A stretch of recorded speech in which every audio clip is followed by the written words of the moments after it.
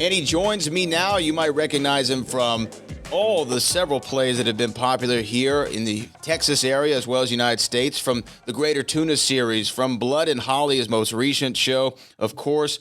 I Saw the Lights, and I Heard That, all plays by this man, Mr. Jaston Williams. Jason, how you doing, sir? Good. Thank you for having me on.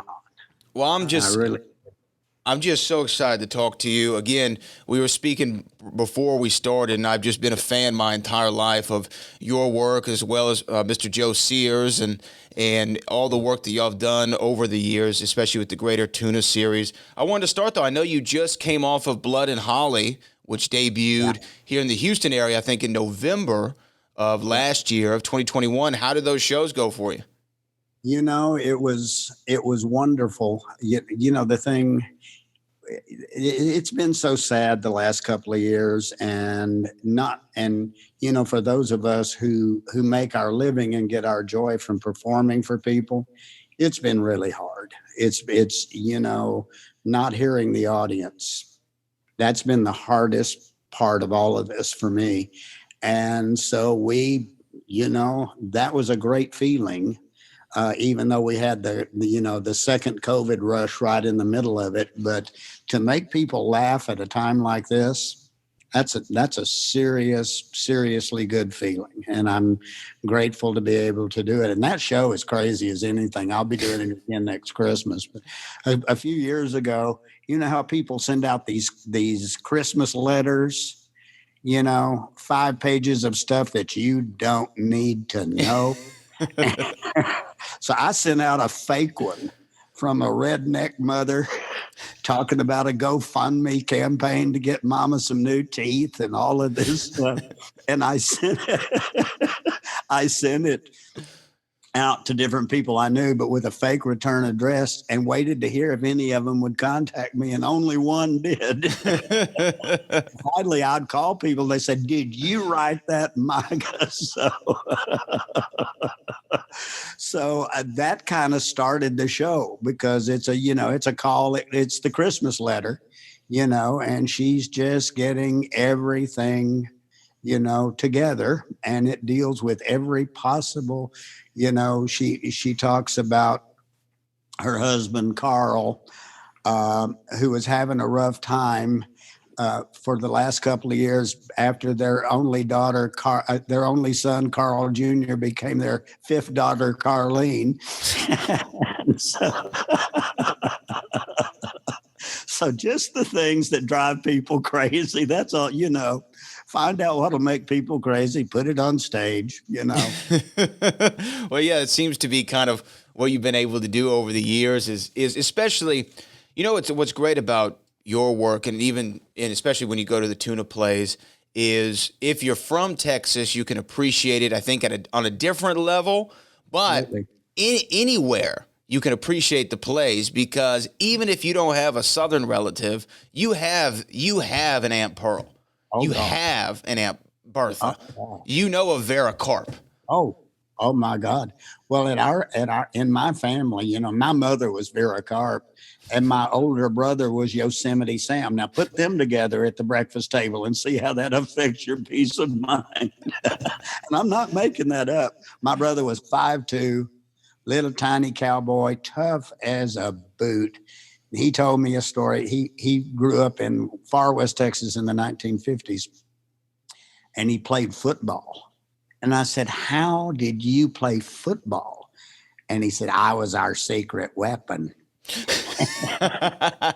said, he said they couldn't get underneath me. I was too small. And said they'd put me up against the biggest mother on the other side. And I'd come up underneath him with my helmet and catch him under the rib cage and try to knock his lungs up his gullet. And I thought about mama the whole time. And I thought, well, yeah, she was a great motivator. She was a great motivator. So Yeah, I know that you first started kind of getting into acting and being in the theater program in high school, of course, where a lot of people get exposed to it. And correct me if I'm wrong, you and Joe met doing Shakespeare? we met doing Shakespeare. Uh, Joe is a wonderful Shakespearean actor. He gets it, and he told me once, he said, it's not about the language, it's about the character. He said, these people were all human beings that do all the things that human beings do. But yeah, we were doing Shakespeare in San Antonio in the early 70s, Midsummer Night's Dream. And he was one of the funniest things I had ever seen in my life. And he had a big scene at the end of it where he's in drag, and I would climb up in the rafters every night and watch that scene. It was just masterful work. And then we became great friends. So all of that, all of that Tuna stuff, Joe and I told those stories to each other for 10 years before we ever put it on stage. We just had such a strong friendship. And he'd tell me about Aunt Pearl, and oh God, said at Aunt Pearl's funeral, the real Aunt Pearl said her youngest son and Pearl had never gotten along, never, ever for a moment. And said he got to the coffin and he bent over and he started crying. And one of Pearl's sisters jumped up and said, "Cry, cry, you SOB, you killed her."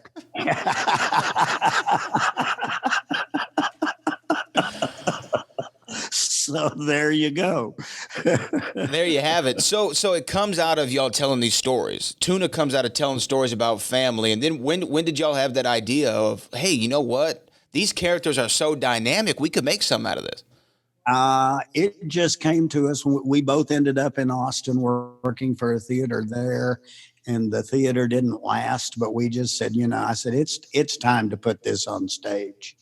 It's time to get this out there. And I was so naive. I thought it might keep us working for 6 weeks, and we did nearly 40 years. We did nearly 40 years. Yeah. Or actually we did over 40 years. Yeah. No, it was a one crazy ride. And and people just kept coming back, and we said, well, okay, do it again. So I'm sure you've heard this time and time again, but whenever I first saw I saw Greater Tuna in Galveston, Texas, or Tuna Christmas, sorry, in Galveston, Texas, when I must have been 8 or 9 years old. Oh, wow. 8 or 9 years old, my folks would talk about this Tuna play where two guys would do the whole show, and they talked about it for years, and they finally took me with them. And I'm not sure that I understood all the humor, but I laughed when the audience laughed. I knew to laugh when they laughed, and it definitely connected to me. At a young age, I remember buying the DVD at the concession stand that day, or the merch table, and watching it as soon as I got home after I saw it. But the character that I loved, the character that everybody I talk to loves, is Dee Dee Snavely. Everybody loves Dee Dee Snavely, the proprietor of Dee Dee's Used Weapons. And tell me, Dee Dee wasn't initially a part of Greater Tuna. She came along later? No, she showed up. She showed up in Hartford, Connecticut. Of all places, yeah. Dee Dee was just the subject of a joke that we had in the original one. And RR was her husband. We had him in, and we thought, well, we need to bring her in. So we gave her a little bit to do in Greater Tuna. And then she's tough. She wanted more, and Dee Dee got fan mail. She got extremely supportive fan mail, and then people who wanted her to clean up her language. It always struck me as so funny. And I thought, you're really chipping at the wrong boulder there. That isn't going to happen. But yeah, she wore plastic because it was easy to clean. All of these insane ideas, and the crazy sister, and the husband who saw UFOs, and and too, growing up in West Texas, it's like my friend Joe Carroll Pierce says, if it's not a real big UFO, we don't even pay attention. There's so many of them out there.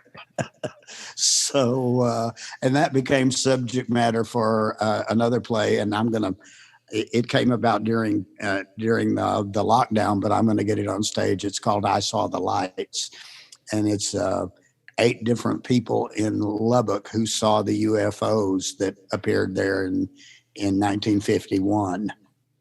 And I really love it. You did that play virtually already, right? I did do it virtually, and had a real good time. It felt so good because, again, theater people weren't working. Nobody had anything or any idea when this might get better. And my friends at the State Theater in San Antonio and the Paramount helped fund it and put it together. And we hired 14 people for 3 days in the middle of the pandemic, and it felt great. We got people working, and that was that. And I'd much rather see it on stage than in that version, but we got it out. And we entertained people. Just as a performer, to do a play virtually and not, like you said, have that instant feedback, because it's one thing to write a line and say, "Oh, I think this is funny," but there's no greater barometer than that audience. And how do you even?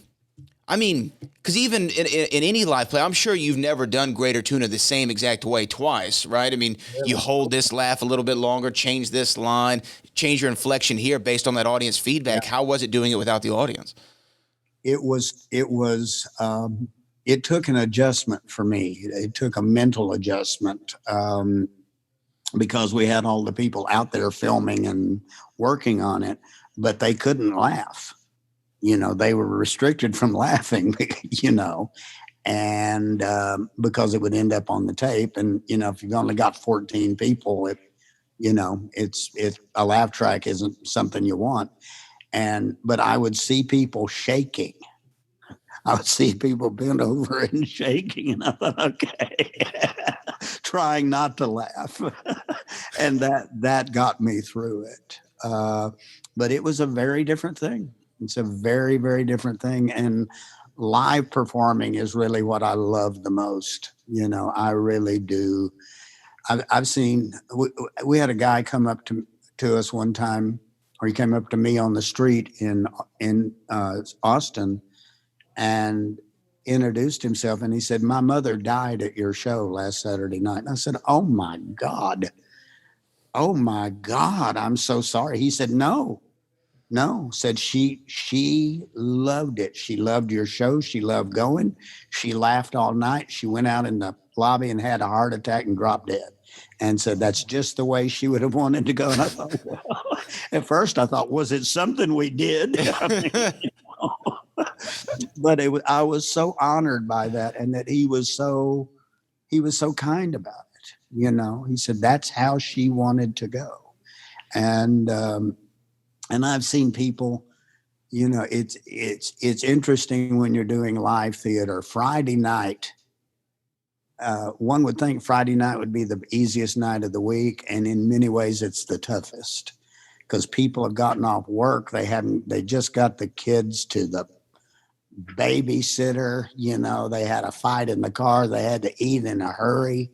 And so the first act on Friday night is a real unusual vibe. And it would always thrill me when we came back for the second act and they were laughing out loud. They were really going crazy. And you thought, okay, we brought them out of whatever that place they were in, that Friday night funk. We brought them out of that. And so that felt really good. It is incredible what a live play can do. It's different than, every form of art can affect you in a different way, but there's something about being live and seeing the people do it. And whether it's a Broadway play or something that's playing us at the Grand, Shakespeare, or Greater Tuna, it's an incredible thing. Did you think, okay, you saw the success of Greater Tuna, Dee Dee Snavely came in Hartford, Connecticut, people wanted more. You did a Tuna Christmas, which is my favorite, and I'm sure it's a lot of people's favorite. Oh, it's yours as well. Something about that the way that play goes, every scene is, as I say, all killer, no filler. There's nothing that you could take out from that play. That's, it is the one, and Joe and I have talked about it. I said, we didn't have a loose end in that one. There wasn't any kind of loose end or anything left up to the imagination.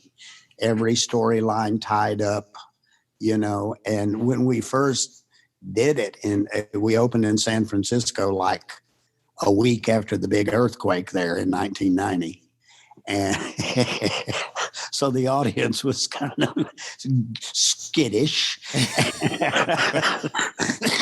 And but we cut 45 minutes off of that show. We had written so much, I couldn't believe what we had written, and we didn't realize it until we got up there and said, well, okay. So and the great thing about writing a show like that and being the writer is, if you don't need a character, you can kill them. I mean, you can literally. And we were trying to find things for Reverend Spikes to do, and it just wasn't working in that show. And so we sent him to prison. We just had a line that he's in prison, so we got rid of him. And Hank, of course, was dead.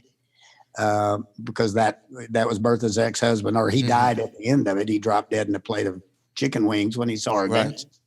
And so, and Joe told me one time, he said, okay, Leonard's in prison and Hank is, he said, Spikes is in prison, Hank is dead. And he said, and Leonard is hanging by a thread. He said, he's down to 2 lines. So, but Tuna Christmas is my favorite. I love it. And that's one reason I did the Christmas show, Why Do Blood and Holly. I love performing for people at Christmas. It just got to be a thing that I did. And I love doing it. And I think people need it. We always talked about those Christmas audiences like Christmas Eve and Christmas Day.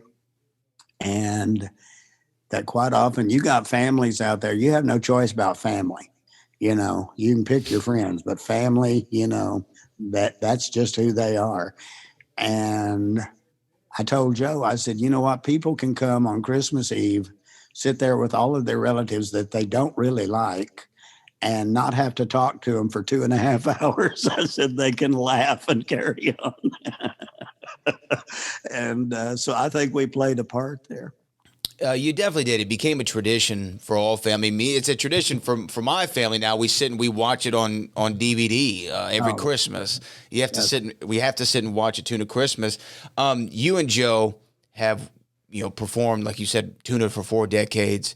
When you're performing with somebody for that long, there's no way you can describe the chemistry. You just know they're going to be there when you need them to pick you up. They're going to be there no matter what. It's an unspoken chemistry. How was it taking the stage with him, or taking the stage for the first time without him by your side? After all those years? Well, it was, that was my first solo show, and it was exciting and it was a little scary, and, you didn't want it.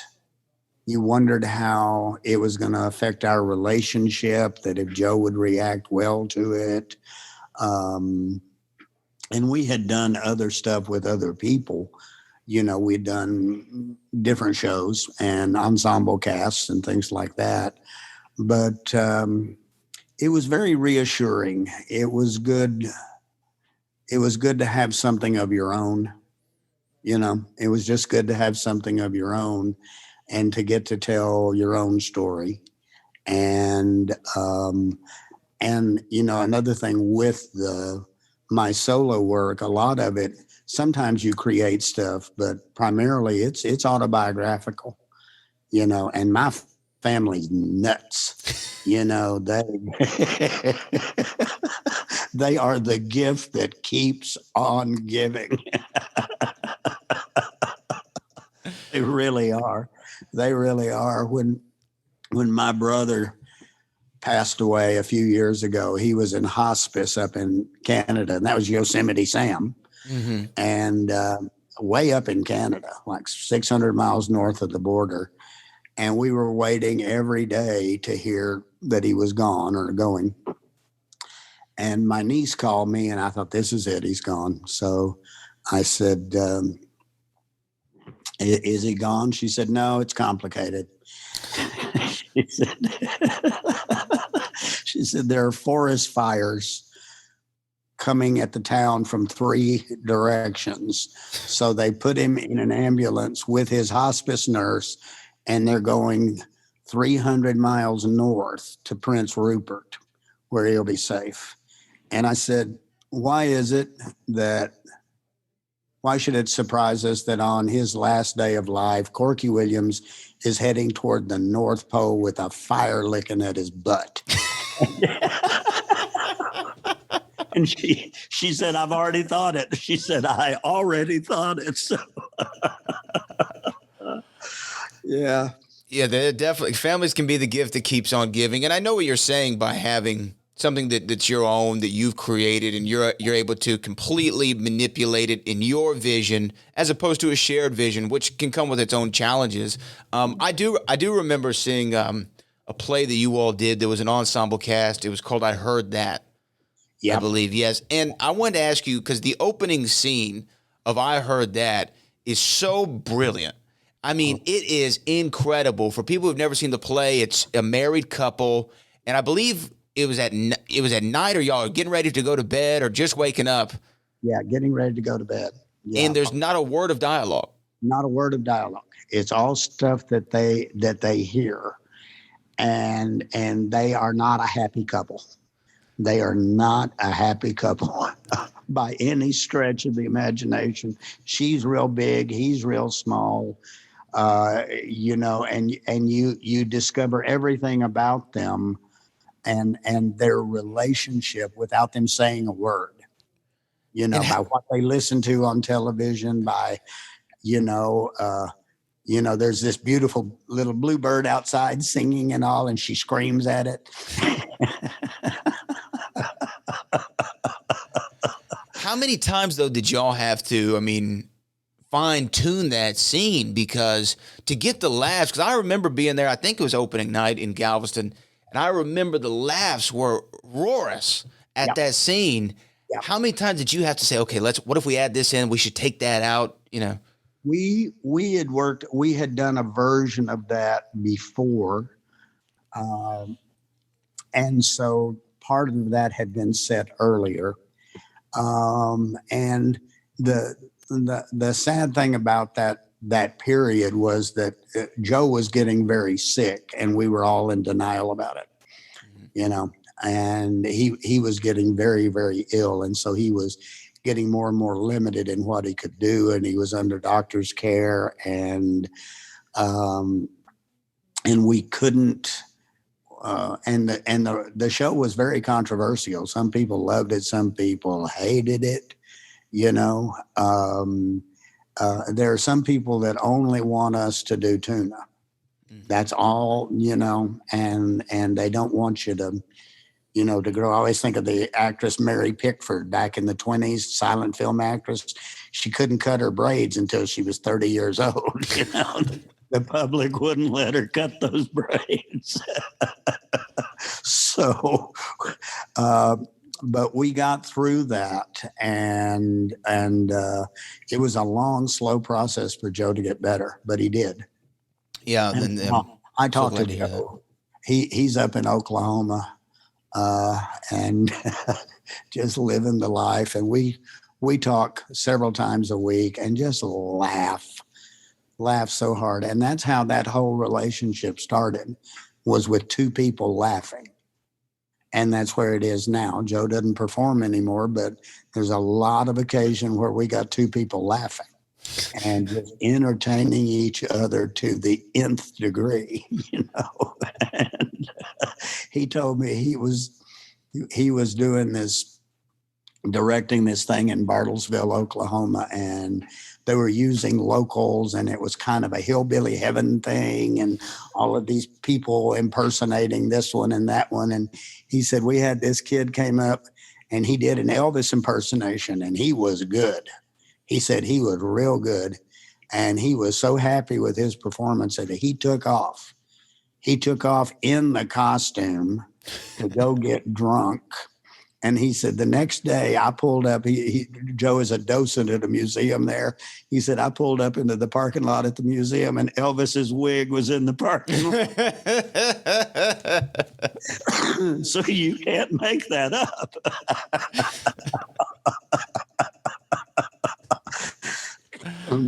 You can't make it up, but we had the most wonderful time. And we're working on a show together. We're writing one. That we are having a ball. It's a musical for children and very childish adults. And I think, to me, the finest comedy that I know, and I love comedy, are the old Looney Tunes, Warner Brothers cartoons. Yeah. Got those animals with human characteristics. You got a rabbit from Brooklyn, and a rooster from the deep South. And Sylvester, and little Sylvester Jr. like, oh, Father, I'm so ashamed. And the thing about those Looney Tune cartoons was they were funny for children, but they were also funny for adults. And there was stuff thrown in for the adults that you'd kind of, okay, what are they talking about there? Who was Richard? And I talked to a friend of mine very much into comedy in LA, and he told me that group that wrote that stuff, they were so crazy and so wild and out of control that Jack Warner put them on the very back of the lot where no one would, the tour buses, no one would see them. And they were in this big, tall building, just ramshackle building. And it was like 35 steps in an interior stairway to get up to where they were. And that Jack Warner thought they were doing stuff they shouldn't do, which they were. And so he would send this gopher, this idiot, up to check on them and make sure that they were working. So they removed one step about halfway up and screwed the light bulb, and he would trip every time. And they would hear him fall and they'd get to work. Rearrange all the furniture and unscrew all the light bulbs. That's exactly what I actually did that in my past. Ow. Oh. Somebody's home. Oh. So you and Joe, so let me ask you about the writing process, because it's one thing to be a performer, it's another one to write.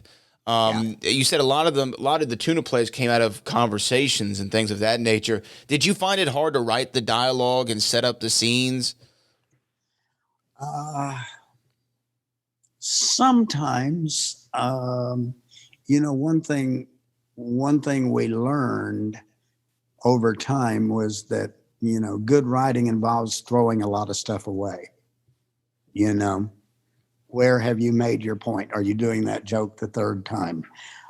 Do we really? Yeah, it's a good joke, but, one thing I think we learned in writing is it's better to be 10 minutes, 15 minutes short than 20 seconds long. You do not want to keep an audience there beyond a certain point. No matter what they've done, they're full. They've had enough. And Joe is exceptional as a writer at creating situational stuff. My favorite scene in Tuna Christmas was Dee Dee's gun shop. I never had so much fun in my life, but that was Joe's idea. Let's do a scene with people shopping for guns at Christmas. I said, you got it. That was it. That was it. And I did actually most of the writing in that scene, not all of it, but most of it. But it was Joe's idea. And I tell you, Joe has an ability with certain characters that I don't think there's anybody in the world that can do them better. I haven't seen it. And I've seen some people do some very good work with those roles. But Joe, Bertha and Pearl, you know, he just inhabited them.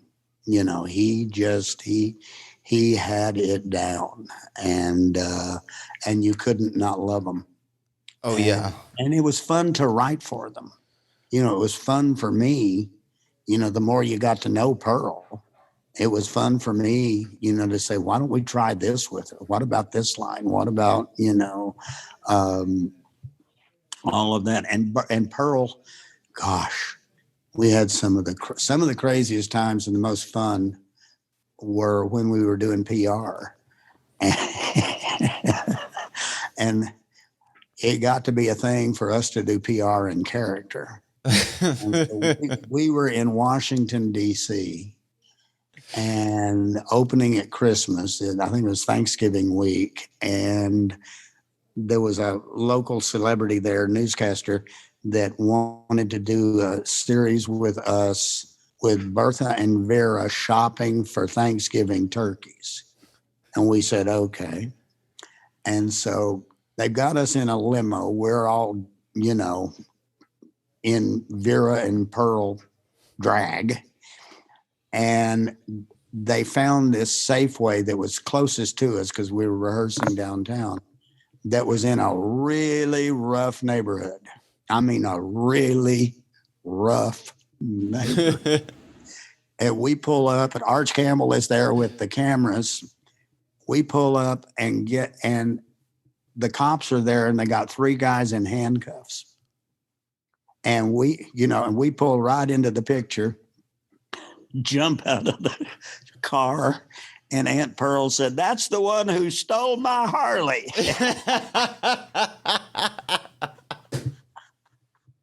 And then Vera said, "Rough them up. It's the only thing they understand."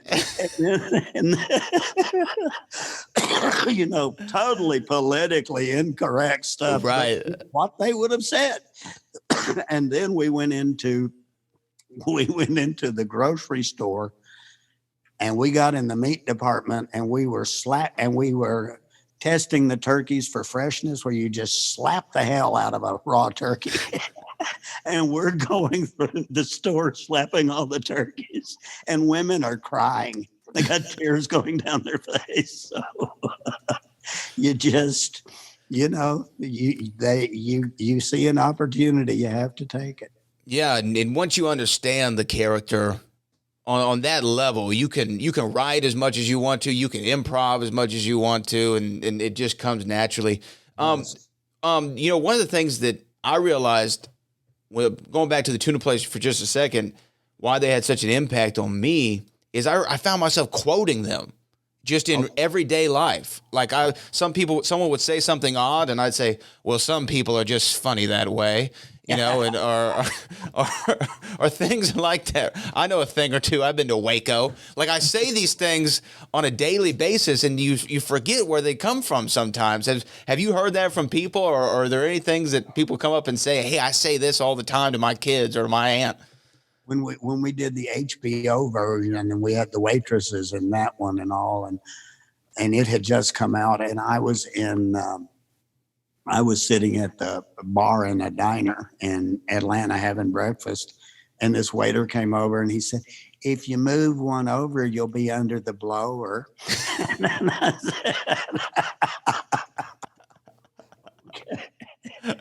So yeah, it would show up in the most amazing places, in the most, glass houses, it would just show up in the most amazing places. Yeah. How was that HBO version to do? Because you take something from the stage to the screen, it's different. Did you enjoy that process? I loved it. We had a ball. We were on a very tight schedule. Norman Lear produced it. And it was tricky because they were doing camera stuff. You had to do half a scene with one character and then have to go back and do the other, and the reactions. And I really loved it. I had a great time. And Hollywood was always after us, but they never quite knew what they wanted to do with us. They every time we would play LA, they would all show up. and we want you, we've got to do something. And then, and then when you go off to Cincinnati the next week, they forget you, but our real joy was live performing. Hmm. It's just, it really was what it was. I look back recently, well, several years ago, I was in Hollywood with some friends of mine, and a friend of mine was a producer of several well-known sitcoms. And we came in and sat in on a session with a sitcom that should have lasted and didn't. And I watched these people working with it, and I thought, I could have done this. I could have written this. I could have done this. I could have been part of this whole thing. And, it was interesting to think about. But no, I don't have any regrets. I really don't. I don't have any regrets. It was, we did what we did, and we made a lot of people happy. Oh, yeah. And that's what we need more than anything in this country, is for people to start laughing again, to calm down and find things that are funny, and not funny mean or funny aggressive or funny putting someone down, but just funny. I mean, funny is funny. It can break through anywhere, and it's healing. And we need a lot of healing in every corner of the country. We need a whole lot of healing right now. And if I can make some people laugh, there you go. There you have it. Well, one more thing on Tuna. Then I want to ask you about your novels. The quick change has always just fascinated me. I know you've probably been asked by that like a million times, but the quick change, how did y'all pull that off so effortlessly? And was it a difficult thing to figure out how to do? It was as difficult as it was just a serious part of your rehearsal process, and how you created the show. We rehearsed that absolutely as much as we rehearsed on stage, sometimes more. There was, I know it's hard for people to believe this, but there was a very kind of Zen approach to it. Of slow is fast. If you get in a hurry, it slows you down. If you're pushing that arm, you're trying to get your arm through that sleeve and you're pushing it real hard to get it through fast, it'll catch, and you'll have to go back and do it again. And so you had to get in a mindset. And then we had great dressers. The dressers were so much, and they all had character names. We had Lupe and Julio and Verbena and Maxie Bovine and Shelley Jean Palvador. They were all back there. And but it was something at first. When we first rehearsed it, we had a great deal of help from the director, Mark Lamos, and we would rehearse it in front of him and finally get that costume change. And he'd say, now knock 2 seconds off that. Do it again. And the more you did it, the quicker you could do it. And the other thing in regard to the costume changes was that you could not telegraph to the audience that you were in any kind of a hurry. You had to walk off in character. I've seen Tuna plays where people are in character until they got to get off stage, and then they just run. And it kind of gives things away. And so that's something that you really had to get used to with that. You really had to get used to. Don't run, don't hurry, stay in character. We'll get you on. And occasionally, Bertha one night had a cockroach in her hair. I've never seen anything like it. This cockroach is bigger than Hitler. And it was on. I'm not kidding. And I thought, you want to see Shout and Shimmy? If that goes down the back of that pantsuit, we're going to have a whole new show.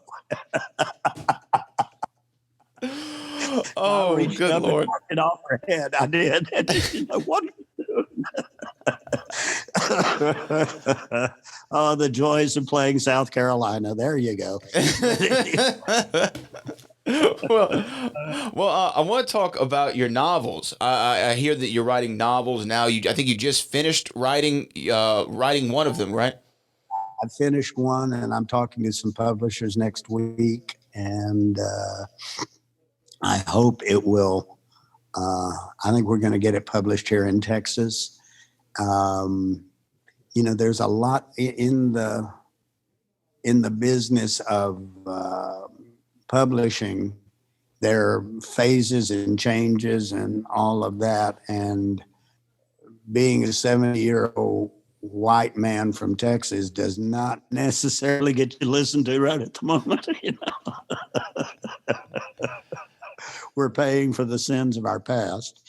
And yeah, I love the novel, and it's a coming of age story for an entire community. It's a small town in Texas, but there's nothing satiric in it, and it's all the passion for football, the local intrigue, all of it, and people growing up and discovering who they are. It's set in 1968, which was such a transformative year for the country. It was a year of war, of assassinations, of Yeah. there was so much change that went on, and I was a junior in high school when that was all going on, so it was very, very vivid to me. And but it's a book about daring to love people. It's um, I every time I start to write, I go back out to West Texas, or I go out to Lubbock, and just get kind of charged up, by the personalities out there. And a part of the play too is about one. I mean, the book is about a boy who gets injured playing football, and he can't ever play again because it could kill him, if he takes a bad hit. And what you find out is that he never wanted to play, and he wasn't playing for himself. He was playing for his dad. He was playing because he was big and he had to. Which, if you lived out there, I never had that problem. I wasn't big enough. But if you were a big guy, you had to play football, and a lot of them did not like it, but they did it. And I thought, I'm going to deal with that and the kind of friendships that come about. And the other thing that was such a part of my life out there, that I got trained as an actor because of UIL, Right. because of one act play contest with Hmm. kids. And there were some little towns out there that won state every year in UIL. They couldn't punt, but they'd kick your butt on stage. And it was like, and it showed me a way out. It gave me and I think that's important when young people see, well, maybe this is where I'm going to be forever, and maybe not. Maybe not. You can read history or you can make history. But I really love it. There's one of my favorite sections was there was the World's Fair in San Antonio in 1968, and I bring a bunch of West Texas high school kids to the World's Fair, and the place is never the same. I really I love the book. It's kind of hard to describe, but like I said, it's a coming of age story for an entire community. Yeah. How people are affected by the events of the year, and how you see their goodness or whatever else. You know. Yeah, it's an interesting story, and also to write a novel. I mean, I just finished sent it off to the publisher. I don't know, a month ago, my second book, but they're nonfiction books, so it's a lot of research driven. But still, I find the writing process to be arduous at times. Right, sitting there in front of a laptop or whatever method you're writing with, and staring at that page can be intimidating. Did you find any of that? Yeah, I'm lucky in that I can kind of write anywhere I want to. Hmm. I did a lot of great writing in the old days in airports, Mm. in airport lounges, and I can kind of do it anywhere. I can block stuff out, and I don't have to be in my favorite chair, and the light doesn't have to be right, and I don't have to have the scented candle, you know, and Joni Mitchell in the background. God bless her. And one thing I do know is that I write better when I write by hand, and I write in cursive, and I do. And generally, only I can read it if I'm in a hurry. But I do my best writing that way, and then I take it to the computer and transcribe it. And also, I've got these journals, hundreds of them here in the house, that are full of writing. But that's the way that's the way I do it. That's the way I find to do it. And I admire those who have to do the research, who are not creating fiction, but really have to research a subject. It's fascinating, and there's an art form to it and a selectivity process. It's again the thing we were saying before: what do you keep? What do you throw away? Mm-hmm. Do they need to know this? And I assume you're writing about sports. Is that right? Actually, these were writing about films. I just finished writing about films on this one. Yeah, about the James Bond series and the evolution of. I did another book about the Back to the Future series, so more of a film writing. But nevertheless, you're right, and it's hard not to sometimes fall in love with your own words. Oh, it is. It is. It's interesting you talking about writing for films. 1968 was a year when the film industry totally changed. And I was a junior in high school, and there were 4 films that came out within a couple of months of each other. There was Bonnie and Clyde, Right. there was Graduate, there was Guess Who's Coming to Dinner, and there was In the Heat of the Night. And it changed it all. And all 4 of those films are subjects in my novel. Oh, How wow. people reacted to them, what they got from them, who got them and who didn't, that sort of thing, the kind of changes and racial changes that were coming in the country, who related to it and who didn't. It's just there's a scene of a boy and girl breaking up after The Graduate. He got it and she didn't. You're right. When you look, no way to resolve it. Yeah. when you think back about the 1960s, I mean, we're post, 1963 is Kennedy, the assassinations, and you have Bobby and Martin Luther King, and those films that you just mentioned, Sidney Poitier, and the impact that he had. We just lost him, of course, but Guess Who's Coming to Dinner, and In the Heat of the Night. You could play the scene where he says, "They call me Mr. Tibbs," for any theater class, any acting class, and learn. Absolutely. Yeah. In the Heat of the Night is one magnificent film, and it's magnificent all the way down. There's not a character in it that isn't perfect. And, down to the minor characters, Warren Oates, who's such a wonderful, great actor, and he's never better than he was, in that film. And Lee Grant, who had been blacklisted and hadn't been able to work for 15 years in Austin, she got a role, and she was marvelous. And again, and Bonnie and Clyde was screaming brilliant. It really was screaming brilliant. It was all, up until that point, somebody got shot. The only way you'd know it, they might put a little ketchup on their shirt, which was still ironed. And, and Bonnie and Clyde showed violence for what it was. They showed it for what it was, and then showed the humanity behind people who could end up doing things like that. Yeah.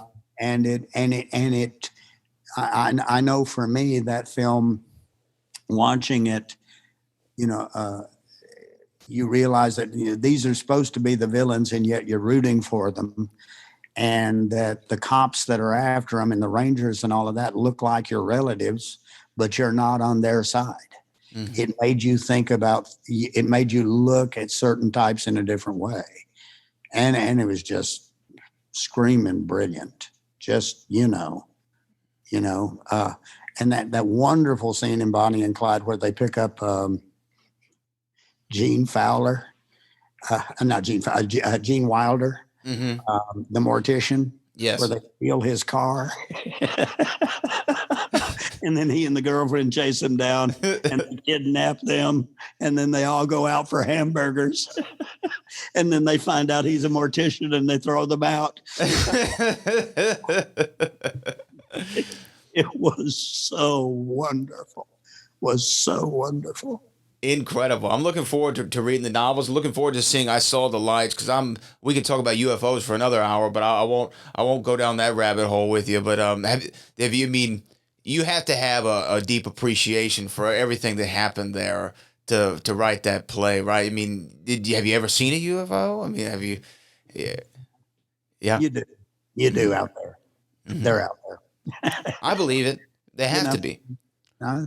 I don't know what that was that I saw, but it was not explainable, and but they got pictures of those in 51.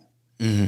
They ended up in Life magazine in the New York Times, and and at one point the government said it was birds, and they go, no, it wasn't birds. It wasn't a weather balloon. It wasn't a weather balloon. It wasn't birds. And but having different people who saw the lights. The final character is my favorite character in that book, or in that play, and she's a beautician in Lubbock who saw the lights. She saw them up close, and she said, I don't know whether it was God or something, or from another world or what, but I know that I felt like as insignificant as a single grain of sand, and I love that feeling.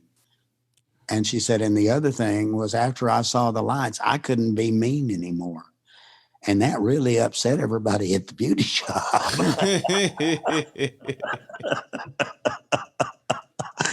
And but yeah, it's I love that one, and I'm dying to get it back up. And maybe by summer, I don't know, maybe by summer that'll be up. Well, I can't wait to see it. I can't wait to see what you and Joe write up, the musical and the novels. And just congratulations on your lifelong success. And just thank you, from a fan to the performer. You've lit up my life for years with entertainment, and it's just an honor to speak with you. Well, thank you. This has been a great interview, and I've done a million of them. This has been a great interview. It's memorable. And it feels like friendship. So we'll have to talk again. We will have to talk again. Jaston Williams, everybody, thank you so much for joining us. We'll talk soon. Bye-bye.